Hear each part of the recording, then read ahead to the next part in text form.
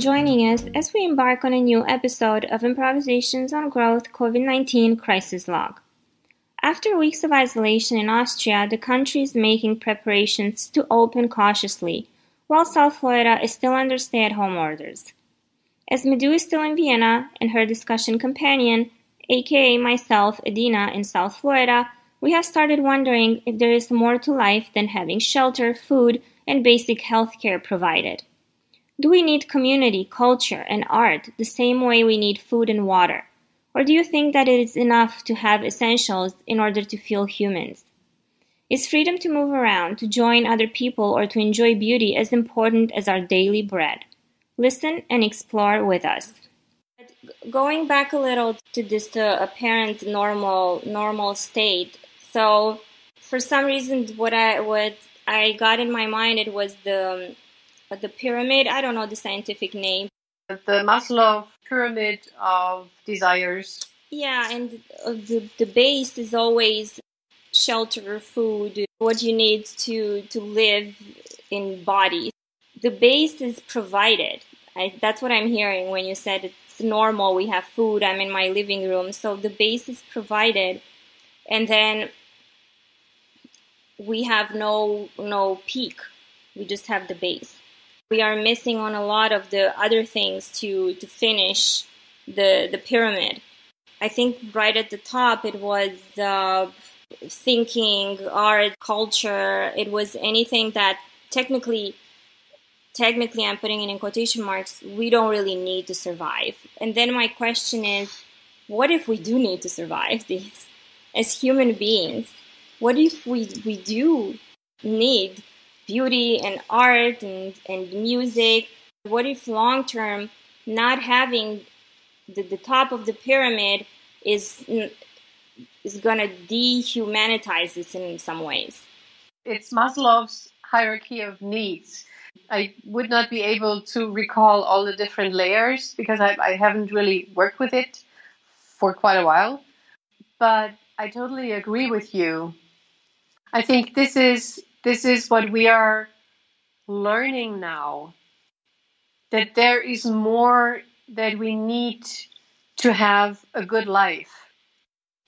It is, and I think this is what we are learning right now, that we just need more than food and shelter. You know, we need more than just being able to physically survive. And I think what we are learning now, and not just intellectually, but really we are living through this, that culture is essential, that going out is essential, and meeting other people, and being able to go to a bar or to a coffee house, and just being able to experience community, like real in a physical way. And I think through this now social experiment, I don't know where I read this this term, but I really like it. I think through this social experiment, we now really experience what it does to us, and that when we are isolated and yet still we can connect. I mean, I can connect with you being in Florida, so we can still connect. And everything goes online and everything is virtual. And there's this, there has been this virtual concert with all the stars all over the world.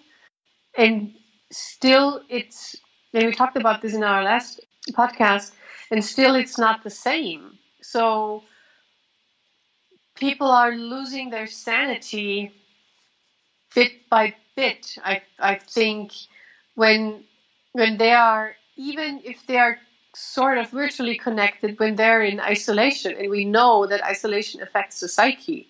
When you're isolated, that this is just really torture.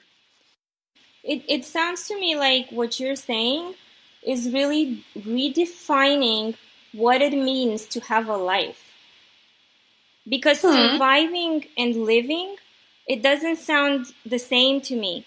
So yes, I can survive in a cell with the rain and the wind not beating me up, and I have a bowl of food, and I can survive without light for a while. and then I can survive in my house with the TV and the food that I have. But is this a life? I think what we hopefully, please value more is community, is our social life, is us being there for each other and being connected on a really physical level and not just virtually. So I hope that this is something that we have now lived through and understand.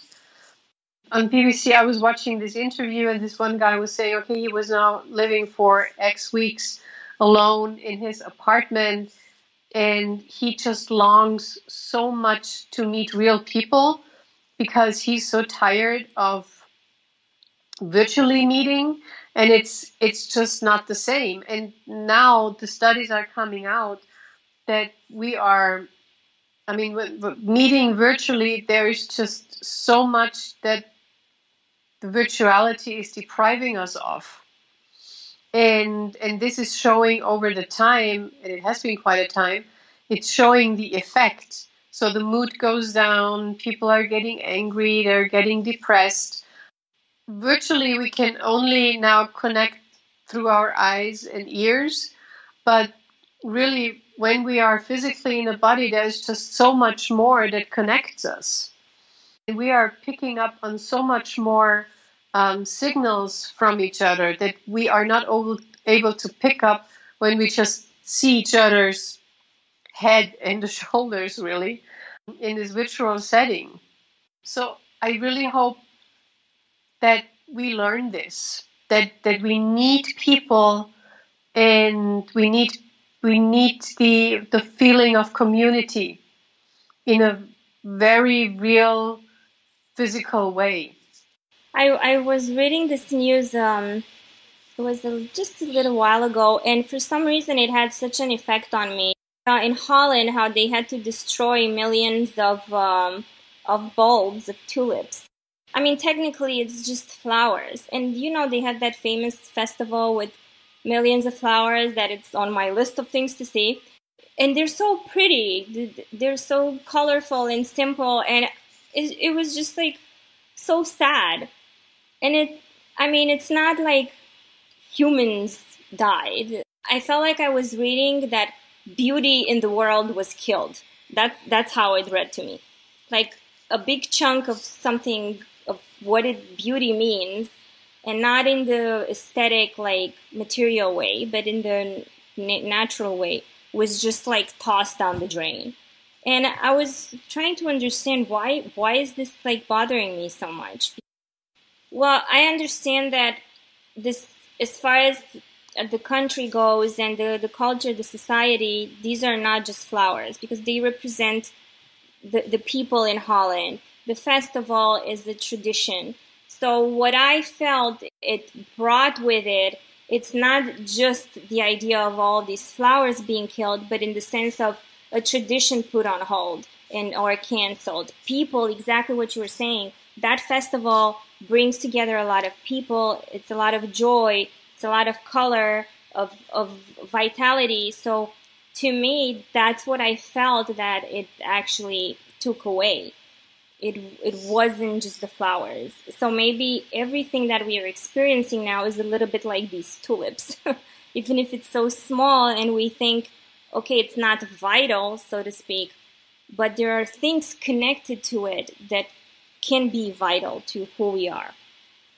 I absolutely agree. And I think this is hopefully something that this Corona experience makes us aware to, that we are, and I know that the individualism, at least in the Western hemisphere, is just really, really high valued. And I hope that this Corona experience makes us realize that there is more to us as each individual, that what makes us human is, yes, each one of us and the group and the community and the society as a whole. So that we also not only live as individual people, but we do live in a community, and that this community really is also a vital part, that when that is missing, that it hurts us, and that it kind of, that it hurts us, that it takes something away from us being human. And so I think I really like your example with the tulips and the festival, because this is what's happening right now in Austria. All the summer festivals are being canceled. So a lot of the platforms where people come together and can experience their feeling of community are being erased for this summer, hopefully only. And this is hurting us. You have listened to a new episode of Madhu Einsiedler's Improvisations on Growth COVID-19 Crisis Log. Have your thoughts about individualism shifted a little after listening to Madhu's podcast? We all agree that the individual is important, yet maybe now we value more the importance of our community and of feeling a part of something greater that we can identify with, recognize ourselves in, and rejoice with. Have our discussions opened up new ideas for you? If so, I invite you to write Madhu directly at madhu@einsiedler.at and to engage with her on Facebook, LinkedIn, or Twitter. Thank you, and stay tuned for our following episode.